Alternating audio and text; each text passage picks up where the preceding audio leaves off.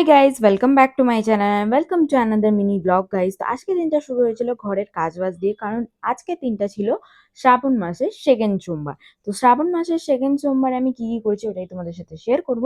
তো সকাল সকাল উঠে ফ্রেশ ট্রেশ হয়ে নিয়ে নিজের সব কাজবাজ ঘরের করে একেবারে শ্যাম্পু করে চলে এসেছিলাম পুজো দেওয়ার জন্য।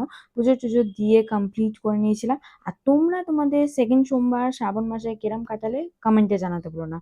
তো সকাল সকাল চিয়া সিডস ভেজানো যেটা রাতের ওভারনাইট ছিল সেটাই খেয়ে নিলাম। তারপরে স্পা করব, তার জন্য একটা ক্রিম প্রিপেয়ার করেছিলাম, ওটাই হেয়ারে অ্যাপ্লাই করে নিয়েছিলাম।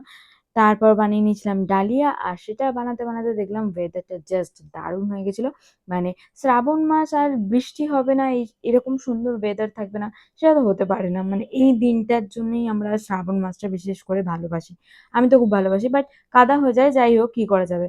তো তারপর আমি এখানে হেয়ার ওয়াশ করে একটু ঢং দেখাচ্ছিলাম।